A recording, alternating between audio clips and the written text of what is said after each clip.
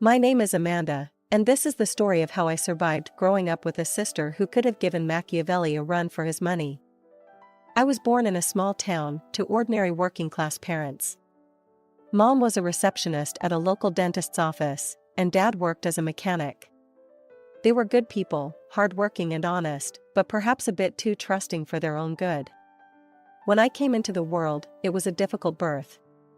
The doctors told my mom she wouldn't be able to have any more children. So, for 5 years, I was their miracle baby, their only child. Those first 5 years were nice, normal. I have vague memories of picnics in the park, of Dad teaching me to ride a bike, of Mom reading me bedtime stories. But it all changed when I was 5, and my parents got the shock of their lives. Mom was pregnant again. I remember the day they told me I was going to be a big sister. They were practically glowing with excitement, and I caught their enthusiasm.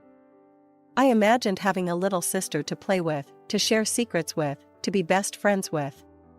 God, I was so naive. Sarah was born when I was 5.5. From the moment she came home from the hospital, it was like a switch had been flipped. Suddenly, I wasn't the miracle child anymore. Amanda, be quiet. Your sister's sleeping. Amanda, don't touch that. It's for your sister. Amanda, why can't you be more like your sister? It started small, you know? Little things that I brushed off as normal sibling stuff. But as Sarah grew, so did her talents. I remember her 7th birthday. Mom had spent hours on this beautiful cake, covered in delicate sugar roses. It was a work of art. The guests had just arrived when we heard Mom's horrified gasp from the kitchen. The cake was ruined, the roses all but destroyed. And there was Sarah, pointing at me with an accusing finger. Amanda did it, she said, her voice trembling in a way that adults find impossible to disbelieve. I saw her. I stood there, stunned, as Sarah produced my favorite t-shirt, now smeared with cake and frosting. I don't know how she got it, how she planned it all. She was 7, but she had the cunning of someone much older. I spent the rest of the party locked in my bedroom, listening to the muffled sounds of laughter and celebration downstairs. As the sun set and the house quieted, I heard my door creak open. Sarah stood there, a slice of cake in her hand and a smile on her face that sent chills down my spine. Want some cake, big sister? She whispered, her eyes glittering in the dim light. I saved you a piece. With a rose and everything. I stared at her, this young demon in a party dress, and felt the first stirrings of real fear. What kind of 7-year-old could pull off something like this? And more importantly, what else was she capable of? As the years rolled by, Sarah's manipulation tactics only grew more sophisticated. Every day became a new battle, and I was constantly on edge, wondering what she'd do next. When I was 14 and Sarah was 9, I started to notice my school supplies going missing or getting damaged. At first, I thought I was just being careless, misplacing things here and there. But then I started finding my notebooks with pages torn out, pencils broken in half, and textbooks with scribbles all over the important parts. One day, I caught Sarah red-handed, a pair of scissors in her hand and my history essay in shreds on her bedroom floor. "What are you doing?" I yelled, snatching the remains of my homework from her. Sarah's eyes welled up with crocodile tears. I was just trying to help you cut out some pictures for your project," she sniffled. "This isn't a project, it's my essay. It's due tomorrow." But it was too late. Mom had heard the commotion and came running. "What's going on here?" Before I could explain, Sarah burst into full-blown sobs. I was just trying to help Amanda with her homework, but she yelled at me. Mom turned to me, her face a mask of disappointment. "Amanda, how could you? Your sister was only trying to help. Apologize to your sister right now." I stood there, seething with anger and frustration. Sarah peeked at me from behind Mom's legs, a sly smile playing on her lips. "I'm sorry," I gritted out, the words tasting like ash in my mouth. That night, I had to stay up until 3 a.m. rewriting my essay. The next day at school, I could barely keep my eyes open. My teacher wasn't impressed with my sloppy handwriting and obvious fatigue. Amanda, this isn't like you, she said, frowning at my paper. Please put more effort into your schoolwork. I'd hate to have to call your parents. But of course, she did end up calling my parents. And of course, they blamed me for not being responsible enough, for not taking my studies seriously. Sarah sat at the dinner table, quietly eating her food with a satisfied smirk, as Mom and Dad lectured me about the importance of education. As I grew older, Sarah's tactics evolved. When I started showing interest in boys in high school, she found new ways to torment me. My first boyfriend, Jake, broke up with me after hearing a rumor that I'd been cheating on him with his best friend. I was devastated, but when I confronted Sarah about it, she just shrugged. How could I have started that rumor, she said innocently. I don't even know your friends from school. But I saw the glint in her eye, the barely concealed satisfaction at my pain. She was getting better at covering her tracks, at maintaining her facade of innocence. As my high school years progressed, I became more determined than ever to secure my escape. I poured all my energy into a special project that I hoped would be my ticket to a prestigious college far away from Sarah's clutches. But I knew better than to let my guard down, even for a moment. My friend Melissa was the only person I truly trusted. We'd been close since elementary school, and she was well aware of Sarah's true nature. I need you to keep something for me, I told her one afternoon as we sat in her room. I pulled out a thick folder from my backpack. This is my project for the university grant competition. If I win, I get a full ride to Westfield College. Wow, that's amazing, Melissa exclaimed, then her face fell slightly. But, why are you giving it to me?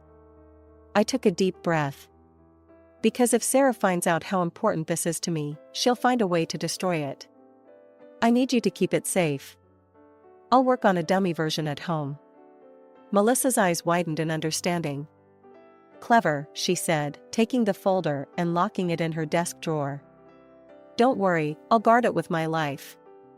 For weeks, I worked on 2 versions of the project, the real one, safely tucked away at Melissa's house, and a decoy version at home.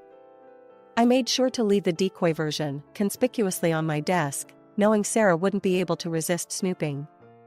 The day before the submission deadline, it happened. I was in the kitchen when I heard Sarah's sickeningly sweet voice. Oh no, Amanda, I'm so sorry. I rushed to the living room to find Sarah standing over my desk, a glass of orange juice appended over my decoy project. Papers were soaked, ink running in streaks across the pages. I was just bringing you a drink, Sarah said, her eyes wide with feigned innocence. I tripped. It was an accident, I swear. Our parents came running at the commotion.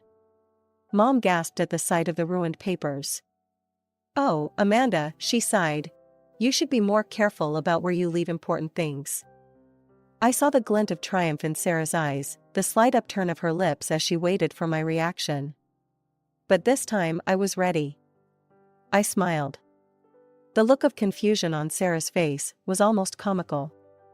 It's okay, I said calmly. That was just a backup copy. I already submitted the real project last week. The triumph in Sarah's eyes flickered and died, replaced by a flash of anger so quick I almost missed it. Our parents, oblivious as always, praised me for my foresight. A few weeks later, the results of the competition were announced. I'd won the grant, a full scholarship to Westfield College, 3 states away. As I read the acceptance letter, tears of joy and relief streamed down my face. I was getting out. I was finally escaping. But my moment of triumph was short-lived. As I packed my bags for college, I overheard my parents talking in hushed tones. It's a shame, Mom was saying. I wish Sarah had gotten an opportunity like this. She deserves it more.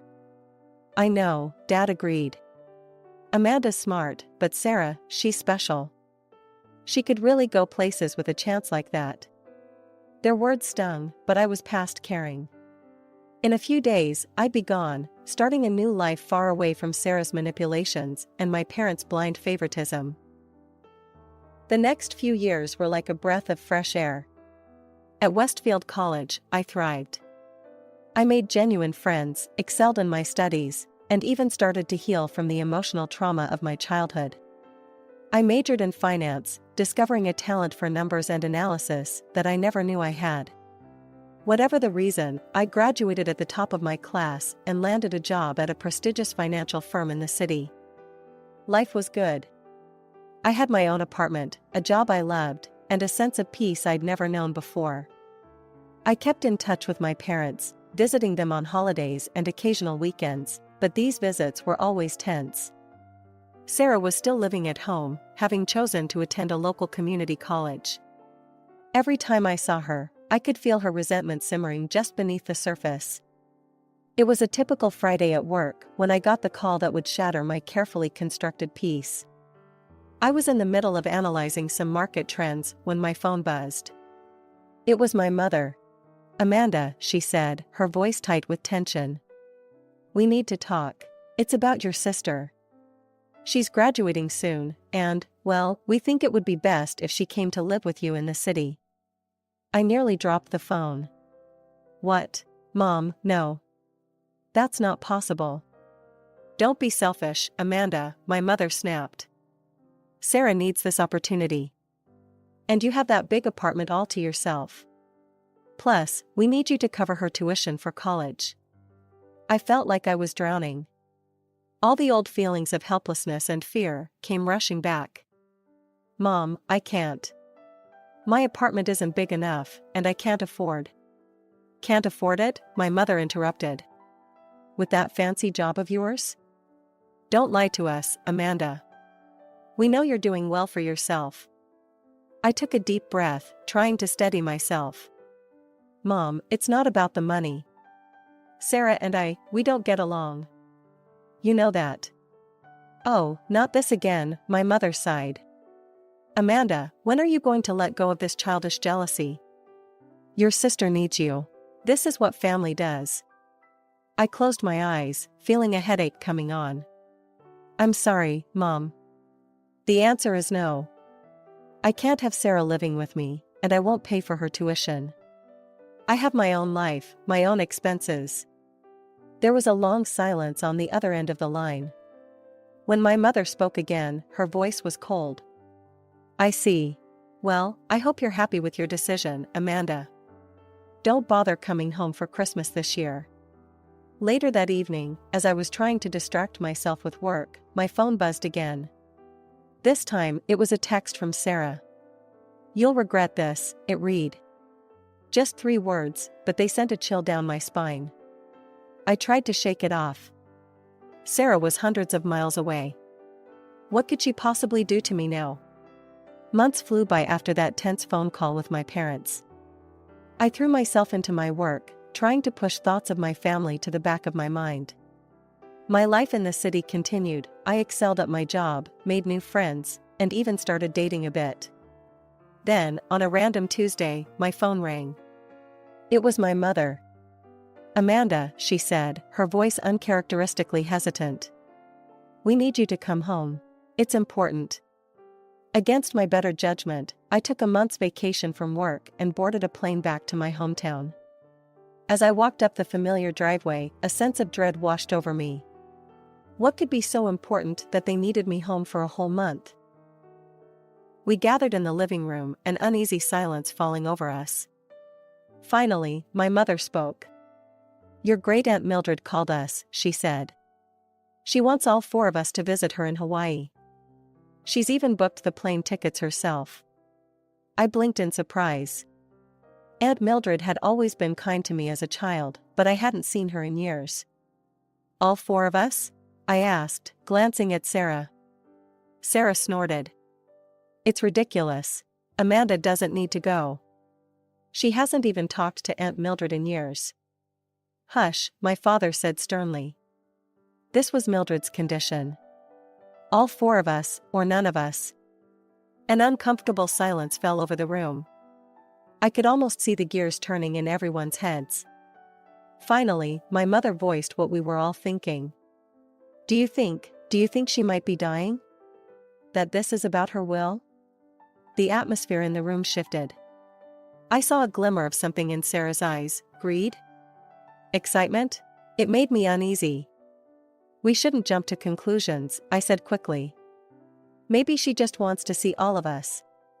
But even as I said it, I knew it was unlikely. Aunt Mildred had always been a bit of a recluse. For her to suddenly want a family reunion in Hawaii, it had to be something big. As we discussed the logistics of the trip, I found myself getting excited despite my reservations. I had fond memories of Aunt Mildred from my childhood.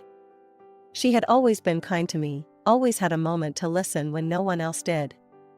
The thought of seeing her again, of spending time in beautiful Hawaii, was appealing. But there was still a nagging worry in the back of my mind. I glanced at Sarah, who had been uncharacteristically quiet since her initial outburst. She caught my eye and smiled, but it didn't reach her eyes. It was the same smile she'd given me countless times before pulling some elaborate scheme to get me in trouble. I tried to shake off the feeling. We were adults now. Surely Sarah wouldn't try anything, not with so much potentially at stake. And yet, the day of our departure finally arrived. Despite my lingering unease, I found myself caught up in the excitement of the trip. We arrived at the airport, our family presenting a united front for what felt like the first time in years. As we approached the security checkpoint, I allowed myself to hope that maybe, just maybe, this trip could be a fresh start for all of us. How naive I was.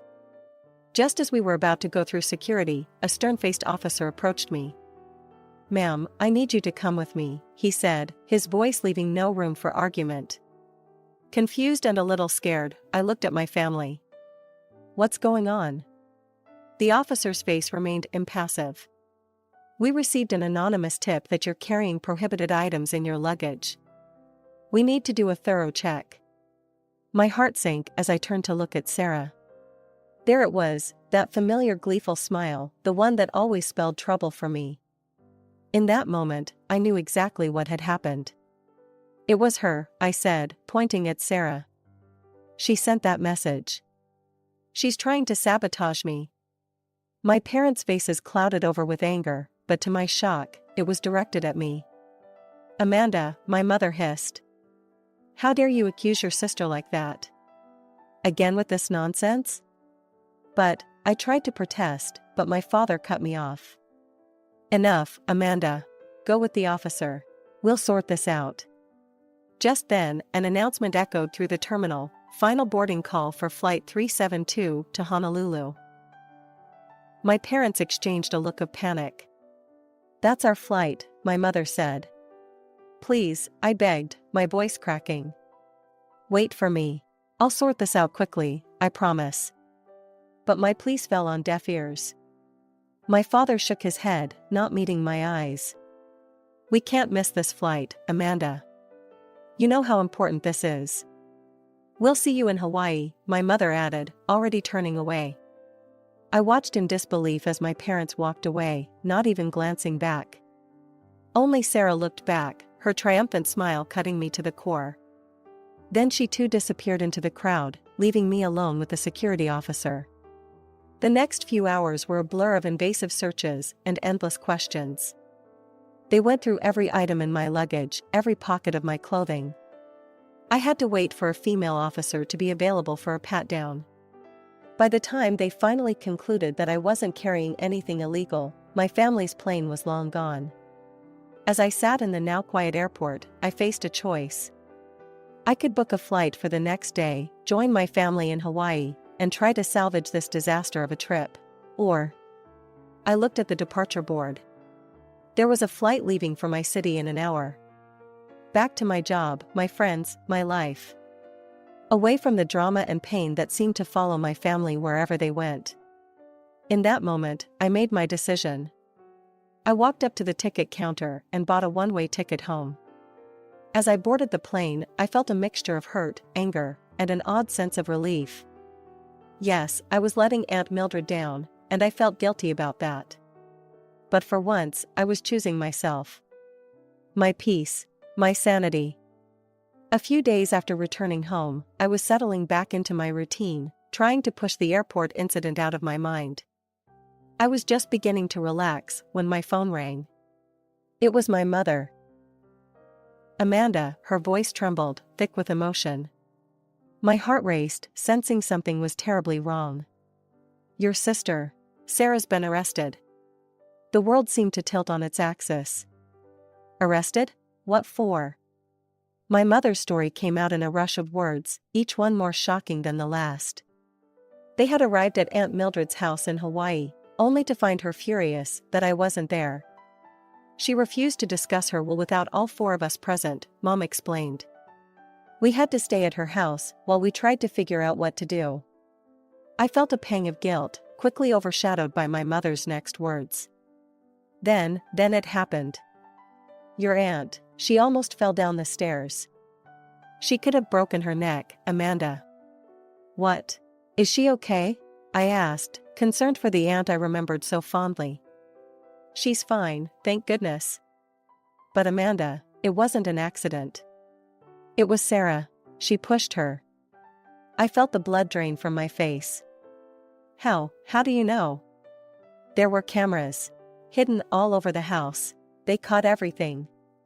The pieces started falling into place. The anonymous tip at the airport, Sarah's triumphant smile, it had all been part of her plan. A plan that had backfired spectacularly. Aunt Mildred called the police, my mother continued, her voice breaking. When they came to arrest Sarah, she lost it. Started screaming about how she just wanted the money, how she'd been waiting for years for this opportunity. I listened in stunned silence as my mother recounted Sarah's meltdown. How she'd screamed that she hated our parents, that she was just waiting for them to die so she could inherit everything. We were blind, Amanda, my mother sobbed. How could we not have seen it? How could we have been so wrong about her? As I listened to my mother's broken words, a whirlwind of emotions swept through me. Shock at Sarah's actions. Vindication that her true nature had finally been revealed. Sadness for my parents, whose world had just been shattered. And buried beneath it all, a tiny, shameful spark of satisfaction that they finally understood what I'd been trying to tell them for years.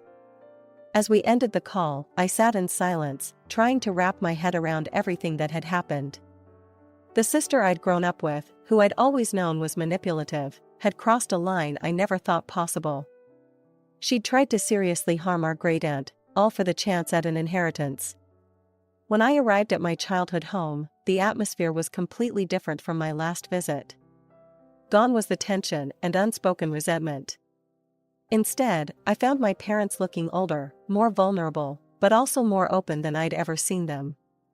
Amanda, my mother said, her voice thick with emotion as she embraced me. We're so sorry. We've been blind for so long. My father, a man never comfortable with emotional displays, simply placed a hand on my shoulder. We should have listened to you, he said gruffly. Can you forgive us? It was a moment I'd dreamed of for years, but now that it was here, I found myself overwhelmed. Of course, I managed to say, tears welling up in my eyes. Of course I forgive you. We spent hours talking, really talking, for what felt like the first time in years.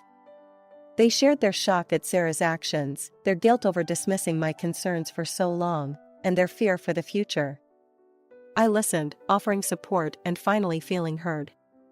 But our fragile peace was soon shattered. We received word that Aunt Mildred had withdrawn her statement to the police, and Sarah was being released. The news hit us like a physical blow. She can't come back here, my father said, his voice firm. We can't trust her anymore. What followed was a painful but necessary process. My parents, with my support, filed for Sarah's eviction. They presented the court with evidence of her threats in Hawaii, her actions towards Aunt Mildred, along with a history of manipulative behavior. The court ruled in our favor. Sarah was to be evicted from the family home. When she came, my parents didn't even let her in the house. They left her belongings on the porch, a final, symbolic separation. Sarah's response was predictably spiteful. As she drove away, presumably out of our lives for good, she left one last parting shot, a string of vicious curses spray-painted on the side of the house. It was childish, petty, and so typically Sarah that it almost made me laugh. Almost. Then, out of the blue, I received a call from Aunt Mildred. "Amanda, dear," she said, her voice warm despite everything that had happened. "I think it's time you came to visit me in Hawaii. Just you this time." I was hesitant at first, but something in her voice convinced me. A week later, I found myself on a plane to Hawaii, unsure of what to expect. Aunt Mildred's house was beautiful, perched on a cliff overlooking the ocean. She greeted me with a warm hug, looking far more spry than I'd imagined given recent events. "I'm so glad you're here," she said, leading me into her study.